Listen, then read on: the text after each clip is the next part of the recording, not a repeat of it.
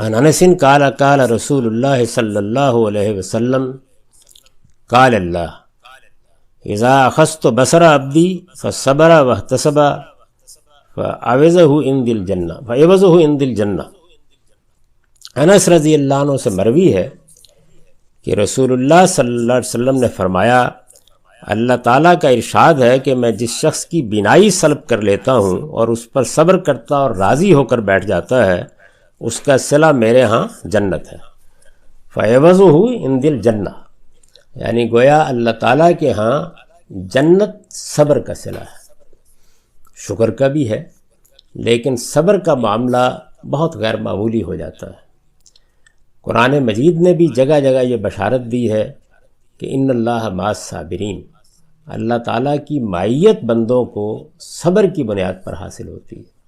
اگر ہم صبر کرتے ہیں مصیبتوں پر، تکلیفوں پر، محرومیوں پر، تو اللہ تعالیٰ فرماتے ہیں کہ یہ صبر نہیں ہو سکتا جب تک کہ بندے میں سچا ایمان نہیں ہے، وہ سچے دل کے ساتھ اپنے رب کو مانتا ہے،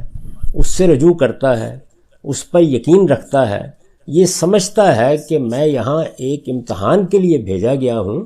جیسے ہی میں اس امتحان کی مہلت پوری کر لوں گا تو مجھے اپنے رب سے ملاقات کرنی ہے،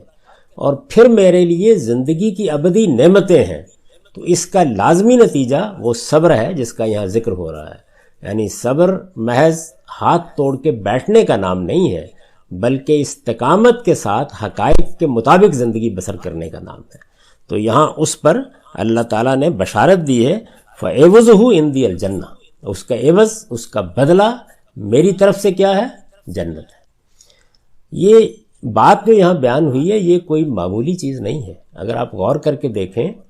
تو یہ آنکھیں ہیں جو ہمیں دنیا سے متعلق کرتی ہیں۔ بینائی سے محروم ہو جانا گویا دنیا سے محروم ہو جانا ہے، جیتے جی سب کچھ کھو دینا ہے۔ یعنی اب آپ دوسروں پر منحصر ہیں، اپنی راہ دیکھنے کے لیے بھی دوسروں پر منحصر ہیں، اپنے معاملات انجام دینے کے لیے بھی دوسروں پر منحصر ہیں۔ کدھر جائیں گے، کیا دیکھیں گے؟ دنیا تاریک ہو جاتی ہے، اس میں کتنی مہلت ہے، کب اللہ کا فیصلہ آئے گا، کب یہ کہا جائے گا کہ اب آ جاؤ میرے پاس، اس وقت تک 10 سال 20 سال اسی دنیا میں زندگی بسر کرنی ہے۔ ایسے ایسے لوگوں کو ہم دیکھتے ہیں کہ جو بیچارے پیدائشی نبینا تھے، ساری زندگی اسی طرح بسر کی۔ کتنے اہل علم ہیں کہ جنہوں نے اسی طرح دین کا علم حاصل کیا، دوسرے علوم حاصل کیے، دنیا کی خدمت کی، لیکن بہرحال وہ ایک بڑی نعمت سے محروم ہوئے۔ یعنی اگر آپ دیکھیں تو ہمیں جو حواس دنیا سے متعلق کرتے ہیں ان میں شاید سب سے زیادہ اہمیت آنکھوں ہی کو حاصل ہے، بینائی کو حاصل ہے۔ تو ایک بندہ اس سے محروم ہو گیا تو اس پر صبر کیا، اس کو اللہ کا فیصلہ سمجھا، یہ خیال کر لیا کہ یہ میرے رب کی نعمت تھی، وہ اس نے لے لی، اور ہر لمحے اس کی زبان سے شکر کے، صبر ہی کے کلمات نکلے، تو فرمایا کہ اس کا عوض جنت ہے۔ یہ جو بات بیان ہوئی ہے یہ اللہ تعالیٰ کی طرف سے بیان کی گئی ہے۔ یعنی رسالت مآب صلی اللہ علیہ وسلم نے یہ کہا ہے کہ جب کسی بندے کے ساتھ یہ معاملہ ہو تو اللہ کہتے ہیں۔ اس کے دونوں پہلو ہو سکتے ہیں، یعنی یہ بات کہ جو اللہ کا دین آپ کو ملا، اس کے اصول آپ کو بتائے گئے، اس کے قاعدے آپ کو بتائے گئے، اس سے استنباط کر کے آپ نے نسبت کی ہے، اور یہ بھی کہ خود اللہ تعالیٰ نے یہ بشارت آپ کو دی۔ اس طرح کی بات جب کسی روایت میں بیان ہوتی ہے تو اس کو حدیث قدسی کہا جاتا ہے۔ اللہ کی بات، اللہ کے کلمات اللہ کی طرف سے اللہ کے پیغمبر نے بیان کر دیے۔ اس میں صرف یہ نسبت ہے جس کی وجہ سے یہ نام رکھا گیا ہے۔ عام طور پر لوگ خیال کرتے ہیں کہ اس طرح کی روایت اب جر و نقص سے بالا ہو گئی ہے، نہیں، اس کو بھی اسی طریقے سے چھانا پھٹکا جاتا ہے، اس کی سند بھی دیکھی جاتی ہے، اس کے مضمون کو بھی دیکھا جاتا ہے، لیکن اس میں جو بات بیان کی جاتی ہے وہ رسالت مآب صلی اللہ علیہ وسلم اللہ کی نسبت سے روایت کرتے ہیں، تو چونکہ روایت کرتے ہیں تو اس کے لیے ایک الگ نام اختیار کر لیا گیا ہے۔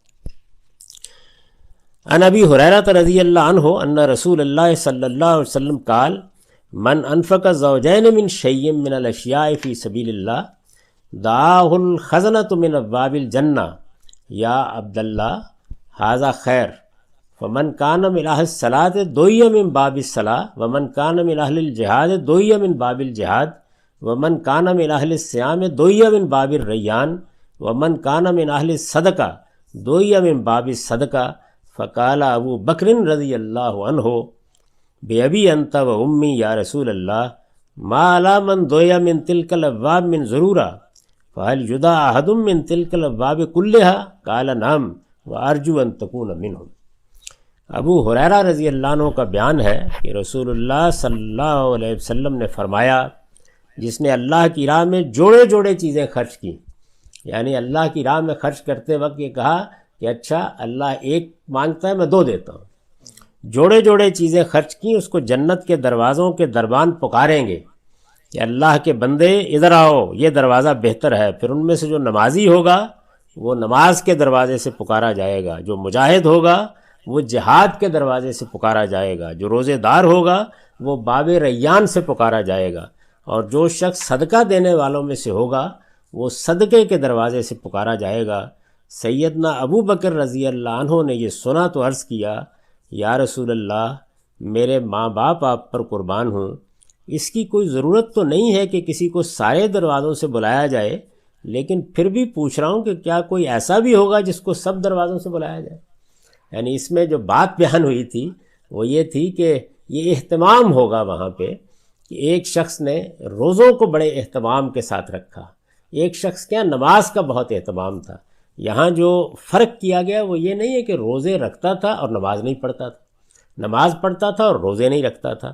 بلکہ یہ بتانا مقصود ہے کہ اس کے ہاں کسی خاص عبادت کا بہت شوق تھا،